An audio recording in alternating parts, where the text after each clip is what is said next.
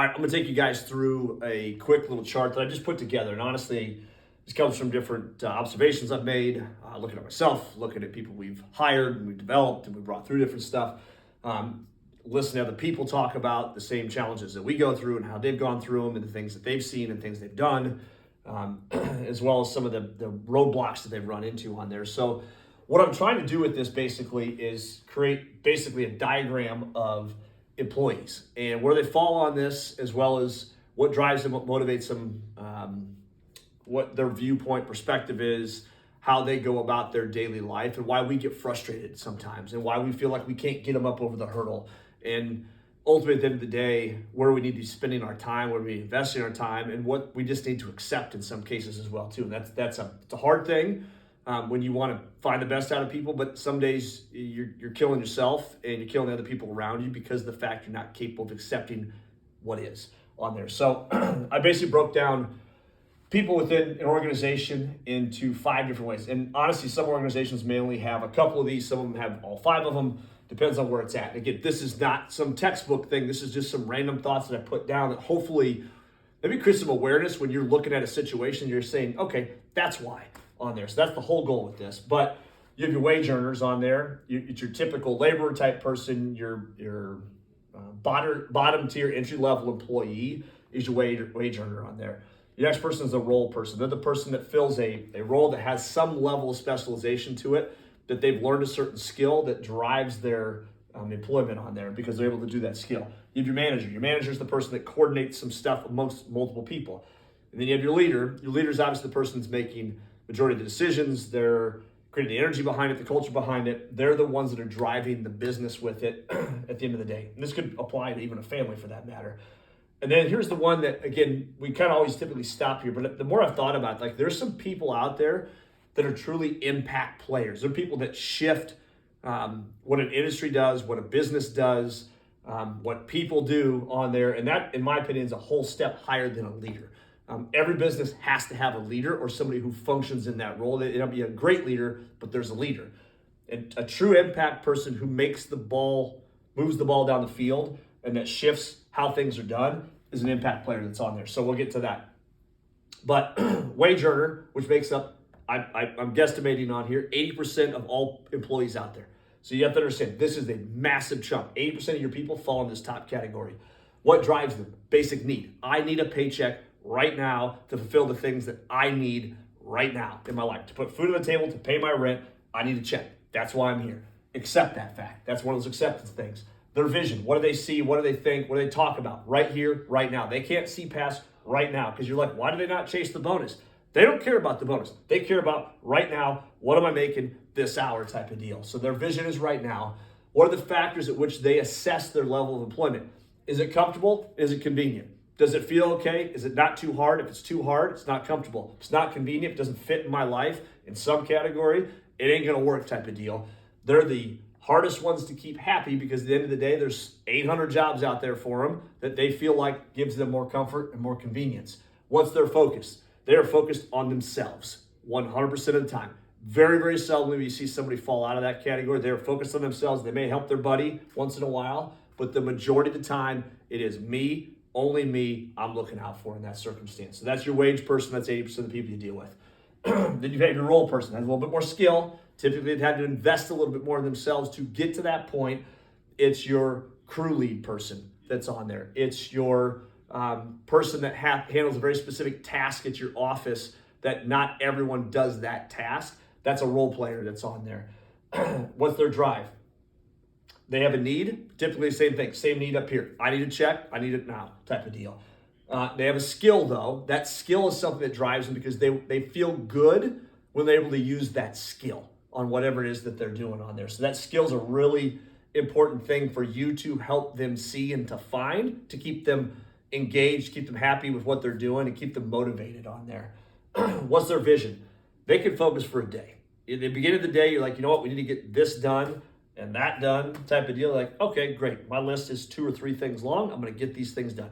They don't see past that point. When you expect them to see past that point, they get frustrated, they get concerned because then they're not focusing on their skill. They didn't know how they apply their skill to that day. Their focus is comfort. In other words, like if it's still comfortable, the water's not too hot in here, I'll stay here. The convenience factor goes away a little bit because at the end of the day, if you give them a good environment to practice their skill in and you're meeting their need of their paycheck on there, they can look past some of the inconveniences. Maybe your work schedule is a little bit different and not as conducive as could be, but you honor the skill piece on there and it's still somewhat comfortable. They're okay with that.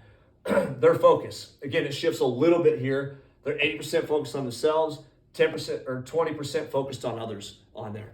And if they didn't understand what that is, very simple, the fact that that other piece, many times they're having to either teach somebody else a skill on there or there's somebody helping them to fulfill their role. A crew leader has crew people. They have to put a little bit of effort into those people, otherwise they can't do what they do on there. So that's that. There's 10% of the population of your workers that are on there that'll get from the wage to the role. Your managers are your people that ultimately at the end of the day, they're overseeing a group of people to some degree, and they may have more logistical things, process-related things, other than just a product that they're overseeing on there. What drives them? They're at a point where they can maybe see a career out of this. They see that this is something that I could do over a period of time. They get enough fulfillment from their job that they see a career out of it and some advancement with it as well too. And that's the other piece of it that drives them. They want a bigger position. They want a paycheck that goes with that position. And that's many times they're still driven by themselves and what they get out of it based upon where they're at and the career that they can make out of it. Their focus, again, is a week in regards to that. And again, that's a general term. I'll never think it's a week. Like I can manage a week in their head. They've gotten past manage a day. Now I can manage a week and I can manage a few people within that week. I'm not leading people. I'm not necessarily making them better, but I can manage the people and the process of that week in front of me that's on there. They don't get past that point. If you set out a year game plan for them, that doesn't make any difference. It just concerns them and irritates the hell out of them at that point in time. Stick with what they're manageable with. Some managers, 2 weeks, 3 weeks, 4 weeks type of deal. Great, that's awesome. They're a little bit more manageable at that point, and hopefully you can turn them into a leader on there. You can understand where people are at based upon what they talk about within there. Is everything they talk about right here, right now? And they talk about within this day type of thing. Are they talking about things within a week? Somebody who's talking about 3 months, 6 months down the road, who's a manager right now, they might be a good candidate from a leadership perspective that's on there. So with that, what factors go into this manager? Comfort and opportunity. In other words, I still want to be comfortable, but I want that opportunity there that I feel I can advance myself. If there's no opportunity, I'm going to disengage at some point in time because I feel like I'm stuck. And that they're at a point now where they want a career, so they want an opportunity to grow. If they don't have that opportunity to grow, they're gone at some point in time. They may hang out there for a while because it's comfortable enough, but if that opportunity is not there, it's not going to work. Where do they focus in regards to themselves and others? They're probably 50-50 on average. They're still looking out for themselves, but they've learned the way they can better themselves is by working with some people around them, helping those people become more efficient, helping those people get better at what the role they do or the work that they do in those two roles beneath them at that point. So that's a manager. Your leader, again, in my opinion, like not every leader is created the same. Not every leader puts the same output in. You get that. You see them out there. Title means nothing in that regards. If you are the leadership director of this or the CEO of this, the CFO of this, or whatever might be the title you have, operations director, you're in a leadership role. Just because you have the title doesn't mean you're a leader at that point. You're still maybe managing processes more than you are people. A true leader, people-oriented on there. And that's where the drive comes from here. They want to feel a sense of ownership. They want to feel like they've got a call in regards to where the ship goes. If they don't have that sense of ownership, they're not very driven. The drive here, they're not very driven. If they don't feel like they make an impact on people around them in some way that they can influence those people around them, they can better those people around them, or they even have influence over the employment of those people, they get disengaged as well too. Their vision, month to a year type of thing. They may be even a couple of years in some cases in regards to that. And again, what are people talking about? Are they talking about, are they constantly consumed by what's happening right here, right now? That's not a leader in regards to that. If they're a person that can see over the next month, here's what we're shooting for, the next 3 months, 6 months, 1 year, 2 years, here's where we're going, and here's what needs to happen along the way. Here's the people we need to develop along the way. Here's the positions we need to shift. If they're strategic about the month, if they're strategic about 6 months, if they're strategic about a year or the people within that organization, that's a leader The things they talk about will give you clues to where they fall on here.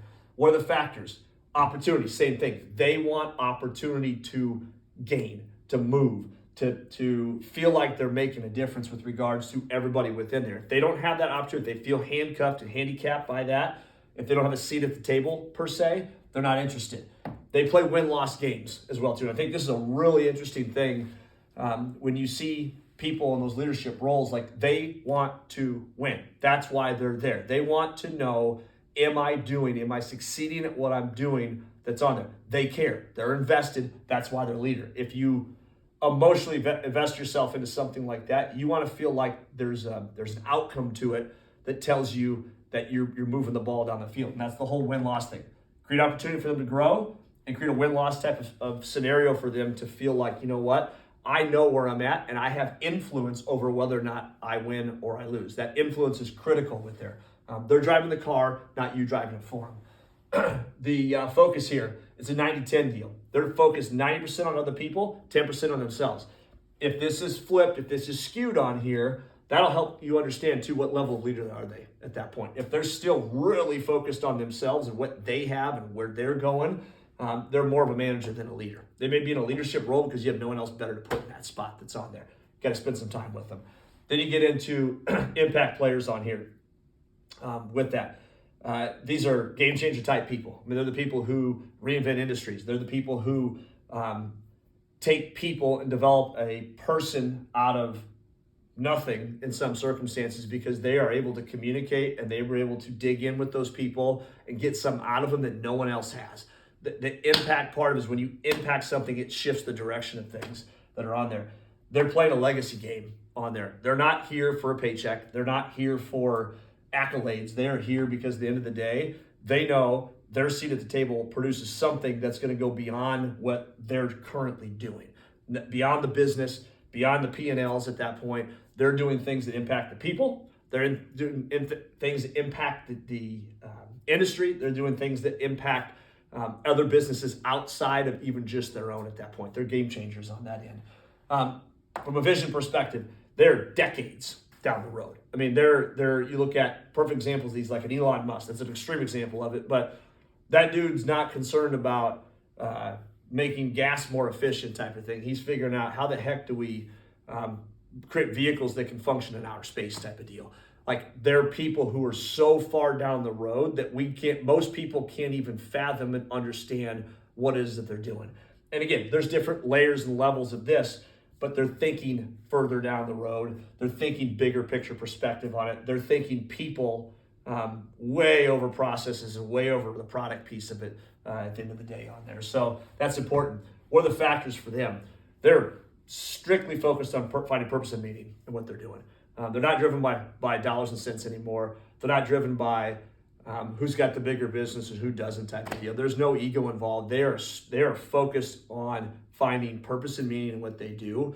And that's what makes them so powerful and so dangerous at what they do, and the fact that they're not driven by the things that over 99% of the population is driven by. They're playing a different game at that point. And you can tell when you talk to somebody like that, the type of person you're talking to when you deal with that. I've met a couple of them over the last probably 20 years of being in kind of a business-related world. And when you're around them, you're infatuated by them. There's an energy to them that's just completely different on there. And again, there's people in the early stages of that where you can tell like their conversations are just different than the average person on there. And then focus 97% on others, 3% on themselves. That 3% on themselves is bettering themselves so they can serve those people in a greater way. And they're not thinking about individual people. They're thinking about communities of people. They're thinking about large impact in regards to what is they're doing on there. So again, big chart, a lot of stuff here. Hopefully this gives you some ideas. Hopefully it raises some questions or you think about a certain person in your organization or yourself in terms of where you're at. Where are you at in that chart that's on there? And honestly, I'm here in the leader perspective of it. This is still something that and this is part of where this came from. Like, I yearn for making a bigger impact, but I have to shift my thinking right now. I'm still stuck in this month or year mentality so many times with it, and I'm playing a win-loss game from the cards on the table versus something that's beyond that on there. So it's a pretty humbling thing to put yourself in there and realize where you're at. And again, 8% of the population is there, 90% is there, 97% is manager and below. Leaders, true leaders, make up 3% of the population. In my opinion, when you're talking impact players, and this might be even not even very accurate on there. I put 1 in 10,000 people fall within there. It's probably a 1 in 25, 50,000 people. I don't know, because it's a hard thing to measure on that end. But you get my point here. The goal is to transition yourself through this process on there. Your goal is to transition others around you through the process as well too. And you do that by first having awareness, recognize where that person's at that's on there, and get intentional with them. Sit down with them, explain to a person who's in a role, hey, you want to be in that manager role on there? Here's what we need to start seeing out of you. And it gets into things like this. I need you to start thinking about a week. Can you focus on a week? And can we game plan for a week on there? Can you help me map out and plan a week and work with them through that so they start understanding how to do that themselves? That's how they progress on it. You dig in with people that are on there, but that you get intentional with that person and you give them feedback. You give them feedback when they're thinking like that level, when they're doing like that level. You also give them feedback when they're starting to revert back into this role mentality that's on there. But if somebody's got some hunger to it and they're willing to learn and willing to dig in with you and they're willing to fight through some of the adversity and overcome a little bit of the frustrations of transitioning, that's a person you pour energy into. The person who has zero interest in moving up this scale, don't spend your time with them.